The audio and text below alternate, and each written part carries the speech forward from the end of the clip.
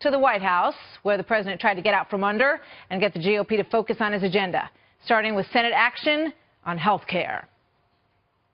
If Congress doesn't act to save Americans from this Democrat-inflicted catastrophe, next year is only going to get worse. It's going to get a lot worse.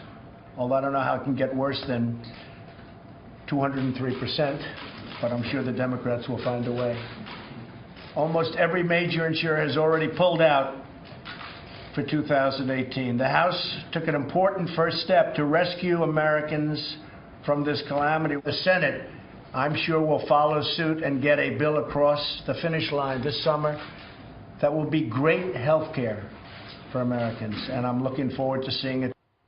So the agenda, as you know, has been mired in overhang from the Russia investigation, the tweet dispute with the London mayor this week, and, of course, the GOP's infighting as Democrats try to use the chaos to their advantage. Joining us now for an exclusive interview tonight, House Majority Whip Steve Scalise, who was just in there with the president and the other GOP leaders at the White House. Sir, welcome. Good to have you with us tonight. Good to be with you, Martha. So how did it go in there, and how is progress moving along with all this? It went really well. You know, we talked with President Trump and Vice President Pence about moving forward on our agenda, about repeal and replacing Obamacare, about cutting taxes for families and creating jobs and getting the economy back on track. And there's been obviously good movement in the House. We've passed the health care bill. The Senate's working on that. And we talked about the steps that are being taken to get through the Senate so that the bill can pass ultimately and get to President Trump's desk. So a lot of really productive conversations about how we get this agenda. Yeah. Not only moving forward in the House and Senate, but signed by President Trump. I mean, as you say, you guys did your part on the first, part A. Now it's part B, and it looks a little tougher in the Senate. You have some very strong dissension, it appears, from Senator Rand Paul. You can only lose a couple of votes. Lindsey Graham was just on moments ago, and he seems to be suggesting that he'll do what he can to get to 50, he said. But he said, to the president, don't own something that you don't have to own. He seems to be leaning towards letting it collapse over time and then bringing Democrats to the table. Why is that a good idea or not?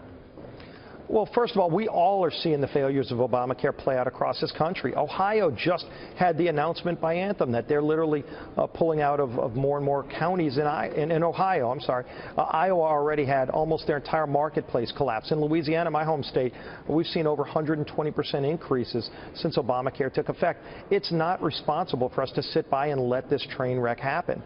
We're trying to rescue people from the calamities of Obamacare, and I think that's the right thing to do. It's what we campaigned on, and we've got to deliver. We passed a bill out of the House that will lower premiums and put patients back in charge of their health care while protecting people with pre-existing conditions. But a lot of people criticize, let me just jump in if I may, a lot of people criticize the House for that big ceremony at the White House, saying, look, you're only at best about a quarter of the way there. You've got a long haul here.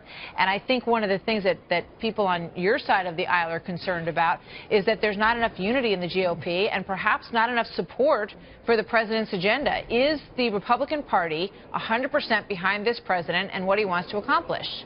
Well, I think you saw the House come together in a very united way behind President Trump's agenda, and specifically on passing the repeal and replace bill. And now the ball's in the Senate's court. They're working very hard to get there. I talked today not only with Leader McConnell, but John Cornyn, the Senate whip, and they're working very hard to build that same consensus. And look, Martha, they're running into the same issues that we ran into in the House, and that is we all know Obamacare is failing, and I don't think anybody wants to sit on the sidelines and just watch it collapse, because it's millions of people who are losing health care. It's millions of families that are paying double-digit increases with $10,000, $12,000 deductibles. The law doesn't work. We need to change it. And ultimately, I think there's a framework that we passed in the House to show how to do it. If the Senate can make it better, that's great, but I think it's important they pass a bill. I mean, polls show that this is a very serious issue for a lot of voters out there. They want action on this. And so just one more time, I want to press you on this.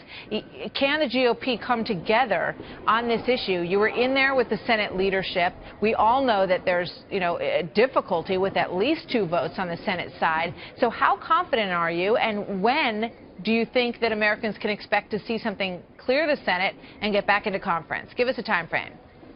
Well, first of all, I think it's imperative that we get this done. And again, we passed it in the House. I'm very confident the Senate can come together and get something passed too. They've got their own challenges that they're working through.